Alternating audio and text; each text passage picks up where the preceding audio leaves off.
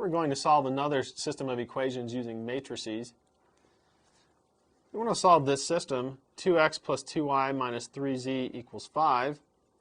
X minus y plus 2z equals 8. And 3x plus 5y minus 8z equals negative 2. First thing we want to do is write down our augmented matrix. Remember that the augmented matrix is in two parts. We have our coefficients of our variables, the x coefficients in the first column, y coefficients in the second column, and z coefficients in the third, or a vertical line, and then the coefficients on the right-hand side go in the second part here.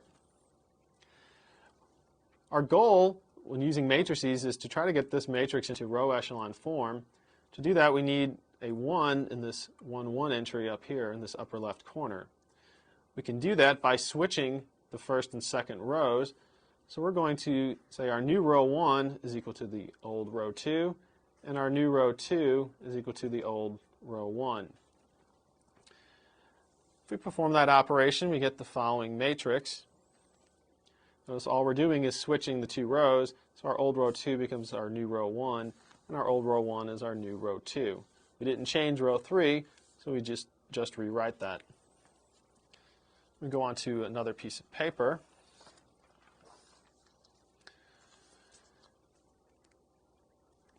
Here we've just rewritten our last matrix to work from there. After we get this 1 in the upper left corner, we'd like to get zeros underneath that. To do that, we're going to make our new row 2 equal negative 2 times row 1 plus row 2. And we want a 0 here, so we can change row 3 at the same time. Our new row 3 will equal negative 3 times row 1 plus row 3.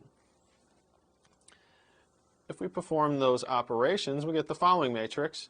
We did not change row 1, so we just rewrite that. To get our new row 2, we perform this operation. Negative 2 times 1 plus 2 is 0.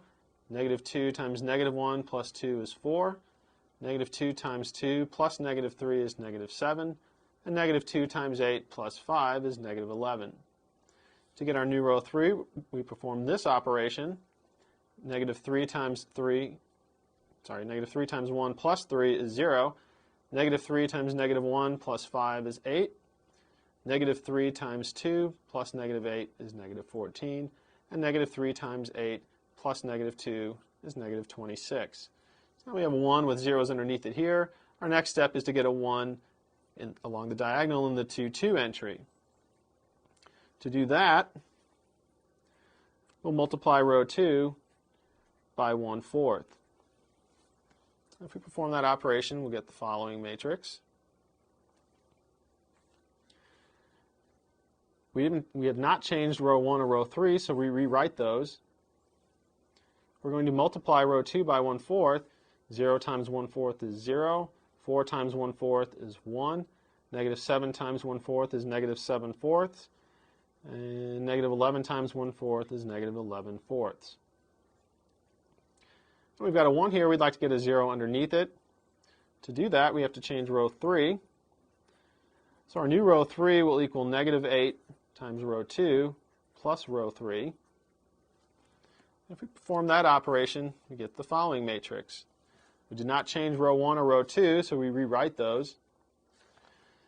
Negative 8 times 0 plus 0 is equal to 0. Negative 8 times 1 plus 8 is equal to 0.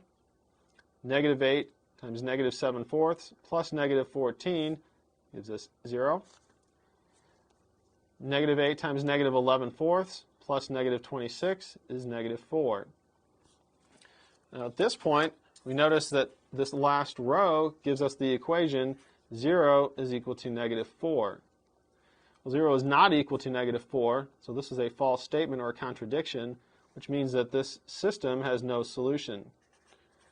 Or we'd say that the system is inconsistent.